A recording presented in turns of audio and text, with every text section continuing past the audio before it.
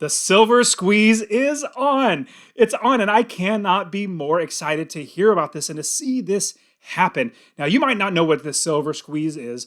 Now, I'm going to explain everything about the silver squeeze and why you should own physical assets, not paper assets. And even sadly, some people might not like this, not even Bitcoin.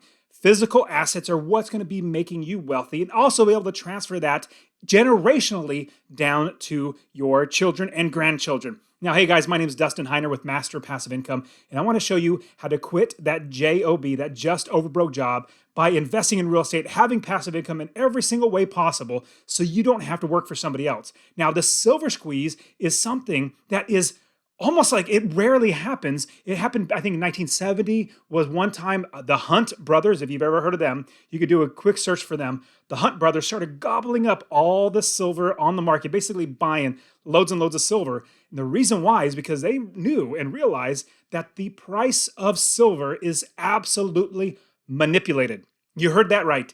The price of silver is manipulated. Right now, literally as we sit, it's at $28.50 per ounce. Let me pull up an ounce. So this is an ounce. This is an ounce of silver. Actually, it's upside down because you have two different sides. So this is the gold eagle. And you can see on the back, you have American gold eagle. So it's basically minted by the United States government. This is 1 ounce of silver. This thing, even though it literally says $1, like the denomination, like your bill in your wallet, if you pull out $1 bill, it's $1 denomination. Well, this is $1 of silver, but the value of the silver is different than the value of the dollar. It's $28.50 right now.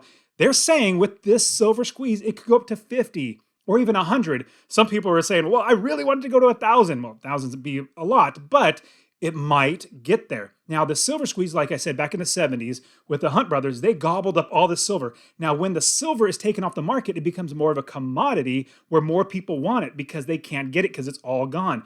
There's more of a demand than there is supply. Same thing for this type of silver right here. Now, what's going on right now is something similar to what you've probably heard recently with GameStop. Now, what's going on with GameStop is that big hedge funds, big companies, big banks almost that have just lots of money, they are shorting that stock. Now, here's what shorting means. They are taking it from person A and selling their stock of GameStop to person B, and they're the middleman. So person A just owns the stock. They're going to sell it in an option to person B. Now, what's going to happen there is they're hoping to sell it here and then buy it back as the price comes down. So when you're shorting a stock, you are hoping it comes down. That's the same exact thing that happened with GameStop. The hedge funds, the big, billion-dollar companies that are buying up all stocks and they're manipulating, they are hoping that GameStop comes down in value. Now, the Reddit people, the people on Reddit that are super awesome, they're actually realizing that it's so shorted that we can actually make it go up and almost, take billions of dollars away from these hedge funds. Now, what happened was the price went from like $40 all the way up to almost $400 per share. Everybody jumped in and everybody started buying shares. It could be 1 share or 5 shares or 10 shares, but the price kept going up. And you guys also smash that like button and subscribe to my channel. I want to show you how you can change your life by investing. Now, if you've never bought any stocks, what it really comes down to is there's a bid and an ask. So if somebody's going to be buying a stock, they're saying, I want to offer this much money. If somebody's going to be selling a stock, they're saying, I'm going to sell it for this much. Well, there's a top and a bottom. Well, what people were doing is they're always going to the top. So it kept making it jump. And it went up to $400. And now it's right at $350 per share, as opposed to like $35 or $40, which it was like 2 weeks ago. So what is happening is now the hedge funds, they owe person A, because remember, they took their shares and sold it to person B. Now, they bought it for like, let's say $35. They were hoping it's going to go to 20. Now what's happening is it's now at $400. So you have to buy it back here to give the shares back. Now, don't get me started on how this is manipulation as well. And imagine you trying to sell something you don't own. It's not going to work. It's just in the stock market, the banks and hedge funds that actually got it manipulated so that they win almost every single time, except for now. Something similar is going on with silver. The people on Reddit have actually got together and communicated, say, hey, this is what we want to do. And they're doing what hedge funds do. Just like with GameStop, silver, they are going to go after silver the exact same way. Right now, silver, an ounce of silver is $28. $20.50 for this one silver ounce. And what they're going to try to do is get the price up to $50 an ounce. Now, you can actually get one of these yourself, actually many of these. In fact, you can see right here. So this is a jar of 20 coins right here. You pull them out, you can all see them. But here, I also borrowed this from a friend of mine. So here's a couple of things. Oh, this is heavy. So here's one. This is a 10-ounce silver bar. 10 ounce, you can see the back. Just literally 10 ounces of silver, you know. It's 10 of those coins put in this bar form. They're both the same. It's literally silver. But here is something that's heavy. This is a 100-ounce bar. I mean, when you put it in your hands, you're looking at it, it doesn't seem that heavy. But 100 ounces, I don't know how many pounds that is. But it's really, really, I could probably do the math, but I'm not going to. But it's really heavy. And so a friend let me borrow this. This thing is solid. You can see how solid it is, how thick it is.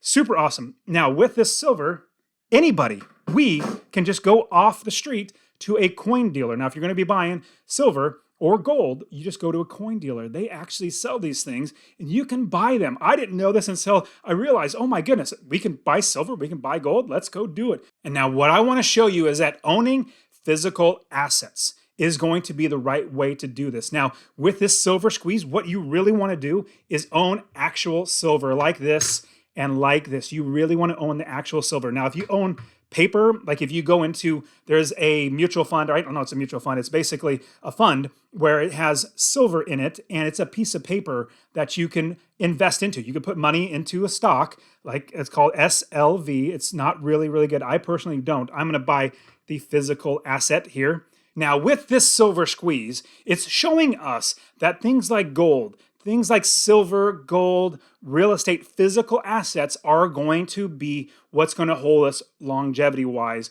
for the future. Now, if you think of cash, our government, the American government, has been printing money. Actually, it wasn't the government, the Federal Reserve. It's a bank. It's literally a bank. If you know, it's not federal. It doesn't belong to the government at all. It's a bank. They are printing up money, trillions and trillions of dollars, making our dollars worth less. The only thing that will stay the same value is silver and gold. Precious metals will hold its value. So if you buy it, let's say gold is $1,950 per ounce.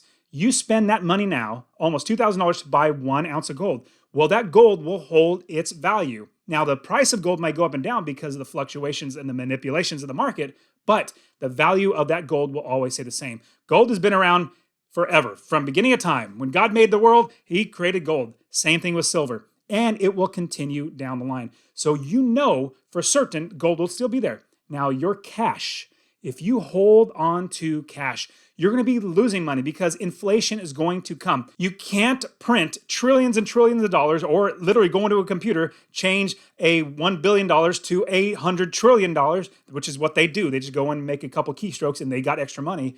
You can't do that without inflation, which means things are going to cost more. There's more dollars, so there's less product. Price goes up. You can't do that without actual inflation, and it's going to happen.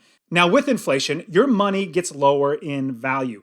As you hold onto money over time, let's say you had $100, and in 10 years, you still had that same $100. Well, the purchasing power, how much it could actually buy you, decreases so much. In fact, it's like 3% a year or more in inflation. So over 10 years, it might only be able to buy you like $75 worth of goods instead of $100.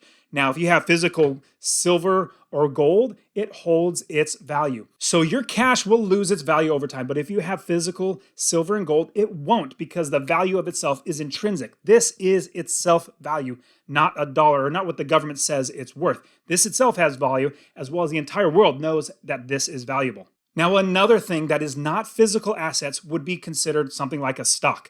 Now, a stock is not physical assets like gold, silver, and real estate. You basically have a piece of paper saying that you own one share in a company. You give the company money, they give you a share. Now, as we've seen in the Great Depression, or we see at GameStop, how the price can go up dramatically in one day or down dramatically in one day. You can actually lose all your money in one day. You can be wiped out with your stocks. Now, another thing, if you think about the GameStop, what just happened with that, people were trading on Robinhood. Robinhood's an app that you can get in there and you can trade and you can buy stocks. Well, Robinhood actually stopped people like us, normal people, from buying GameStop. Now, the hedge funds could still buy GameStop. They could buy, they can sell, they can do whatever they want. But little investors like us, they stopped us from buying that stock. Actually stopped people from buying GameStop.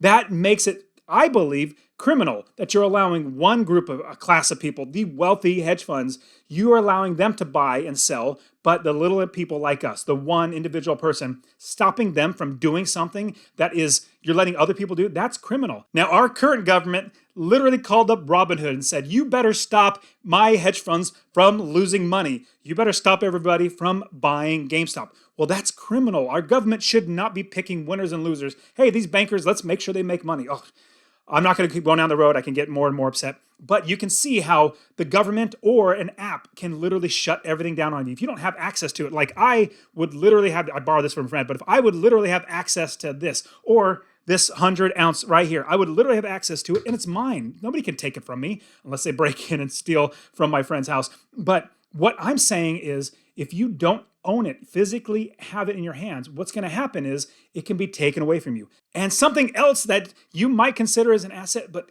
is not a physical asset that can be taken away is Bitcoin. Now, I know everybody who's in Bitcoin might, oh, it's blockchain, it's foolproof, nobody can hack into it. Granted, okay, I'll give you that. Now, we've seen over the last couple weeks now how internet companies, Amazon or other companies, technology companies, as well as the government says, we're going to shut this app down. We're going to shut this website down. We're going to shut this service down. Right now, usually Coinbase.com is where it's your wallet. It's your clearinghouse, or it's where your wallet where you hold all of Bitcoin. So you buy a Bitcoin, it goes in there. You put money into your Bitcoin or your Coinbase account, then you buy a Bitcoin, it comes back in. What if the government says, shut down Coinbase, no more Coinbase?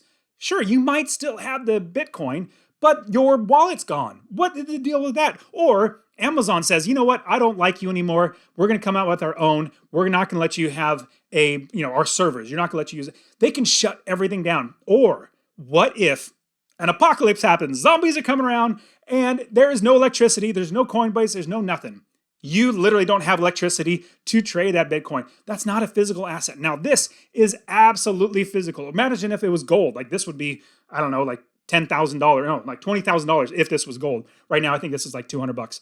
But what you would actually have is nothing with Bitcoin. Physical assets, you actually own something. Now, thinking about physical assets, I personally love real estate and buy and hold rental properties. Now, when I started investing in real estate, I realized that if I buy properties that make me a minimum of $250 or more every single month, well, if I add that up over 12 months, which is a year, that's $3,000 in passive income. I literally don't do a thing. My property does the work, my property managers, my realtors, everybody else does the work. I don't do the work, and I make money. Now, if I multiply that out and I had 10 properties, I bought 10 properties at maybe $250 a month, that would be $30,000 a year in passive income.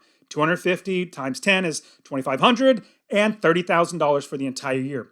If you had 20 properties making money. Now, this is a physical asset. It's a physical land, physical house, physical everything. You cannot it won't just vanish in thin air. You own 20 properties. That is $60,000 a year in passive income. Multiply that out. If you have 40 properties, that's $120,000 a year, not doing a thing. See, when I was 37 years old, I quit my job because I had, I think, 25 properties, and I realized, my goodness, I have a lot of money coming in. I don't need to work anymore. Let me go ahead and quit. Then I quit, and I kept buying more and more and more properties. Now, that's what I want to show with you. Get my free real estate investing course. Click the link in the description below, masterpassiveincome.com/free course. I will get you my real estate investing course showing you how to invest in real estate. You guys are awesome. Don't forget to subscribe and like.